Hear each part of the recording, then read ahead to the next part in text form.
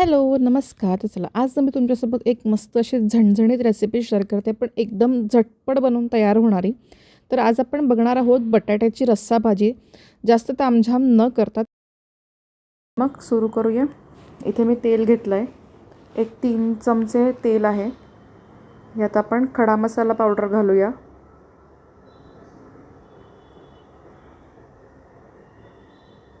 इथे मी कांदा आणि खोबरं मिक्सरमधनं बारीक करून घेतलं आहे. कांदा आणि खोबरं मी हे आधी भाजून नाही घेतलं आहे, कच्चंच बारीक केलं आहे. त्यामुळे याला तेलात थोडं जास्त भाजावं लागतं.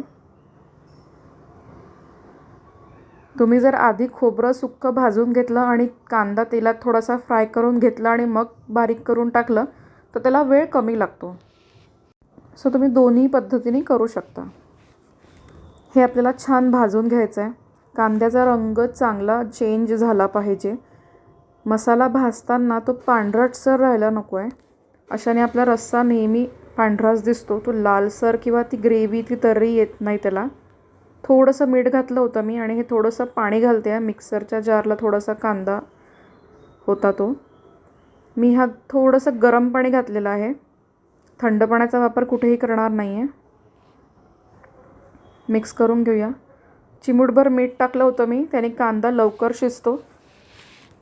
असा शिजवून घ्यायचं आहे छान आपल्याला.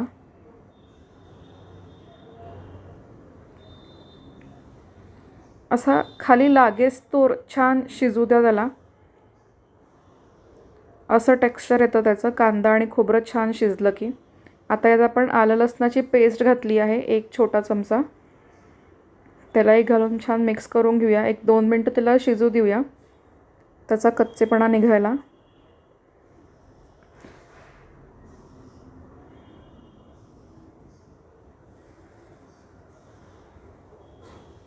असं छान शिजवून घ्यायचं आहे. थोडंसं खाली लागेल कढईला, पण त्याला परतवत राहा. आता आपण मसाले घालूया. हळद घातली आहे अर्धा चमचा छोटा. मी इथे अंबारीचं तिखट वापरते, सो मी इथे 3 चमचे तिखट घातलं आहे. 3 छोटे चमचे.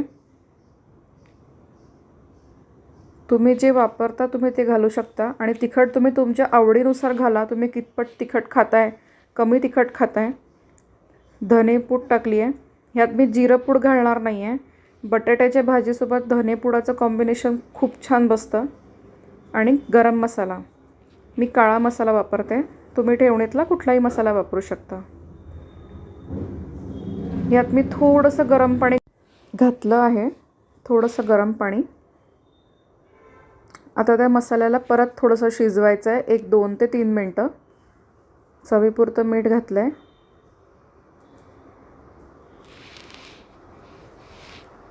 आता ह्याला 1-2 मिनटं आपण शिजू देऊया. कसुरी मेथी घेतली आहे.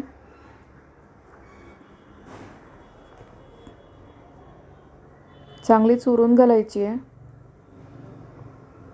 ह्यात मी 3 बटाटे वापरणार आहे. 3 बटाट्याची भाजी करते आहे. छोट्या साईजचे बटाटे आहे. ह्याच्यात मी 1 मोठा कांदा घेतला होता. आता मी त्यात गरम पाणी ॲड केलं आहे. पाणी ॲड केल्यानंतर रस्सा थोडा आणि घट्ट होतो. बघू शकता तुम्ही, तेल छान सुटलं आहे भाजीला.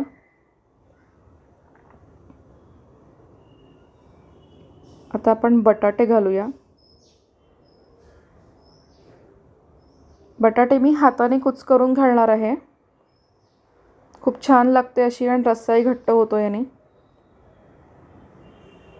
ह्याची चव थोडी वेगळीच लागते. नक्की ट्राय करून बघा ही भाजी. मला सांगा कमेंटमध्ये तुम्हाला कशी वाटली. एकदा परतवून घेऊया. या बटाट्याला आपल्याला रस्त्यात 1-5 मिनटं असंच शिजू द्यायचं आहे. थोडंसं पाणी घातलं आहे.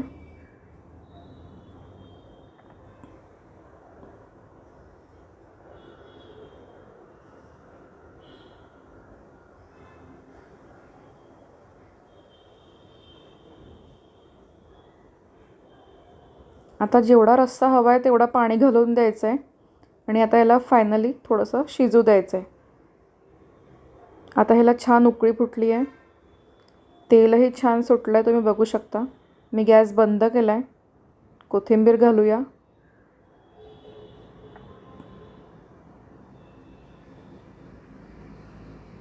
आता या भाजीला आपल्याला असंच 1-2 ते 3 मिनटात झाकण झाकून ठेवायचं आहे.